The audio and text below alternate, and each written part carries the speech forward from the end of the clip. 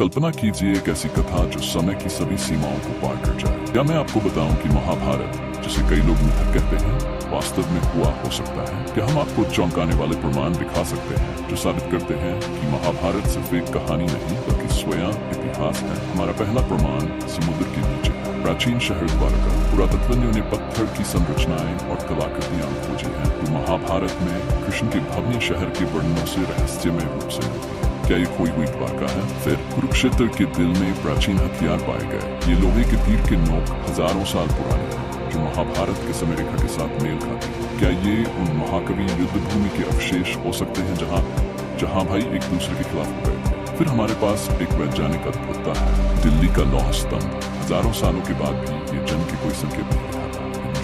कुछ लोगों का मानना है कि इसे महाभारत युग की खोई हुई तकनीकों से निर्मित किया गया था, जो उस समय के लिए असामान्य ज्ञान को दर्शाता है।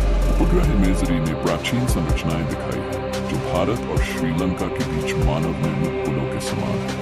क्या ये प्राचीन ग्रंथों के अनुसार उस यात्रा से मेल खाते हैं जो पांडवों और कृष्ण ने की? उत्तर भारत में खुदाई के दौरान पेंटेड ग्रेवायर संस्कृति की बर्तनें मिली हैं। आश्चर्यजनक रूप से ये महाभारत में दैनिक जीवन के वर्णनों के साथ मेल खाते हैं। क्या ये एक संयोग है या इस युग की एक प्राचीन सभ्यता का प्रमाण है? वृंदावन में कृष्ण के पद चिन्ह है जो सदियों से पूजित है। कई लोग मानते हैं कि ये उन स्थानों को चिन्हित करते हैं जहां कृष्ण ने यात्रा की, जो हमें महाभारत के समय से सीधे जोड़ते हैं। महाभारत में प्राचीन ग्रंथों में जिन ज्योतिषीय विवरणों का उल्लेख है, उनका अध्ययन आधुनिक खगोलजों ने किया है। ये संरेखण लगभग 5000 साल पहले हुए, उस समय के ठीक आसपास जिसमें कई लोग मानते हैं कि घटनाएं हुई। क्या ये सितारों में छोड़ी गई एक ब्रह्मांडीय विस्टा है? भारत के प्राचीन मंदिरों में चित्रित नक्काशियां महाभारत के दृश्यों को दर्शाती हैं। ये महज कहानियां नहीं है बल्कि एक युग से व्याख्यापित रिकॉर्ड्स हैं जिन्होंने इन घटनाओं को सीधे देखा। खग्गर हकरा नदी जो कभी शक्तिशाली थी,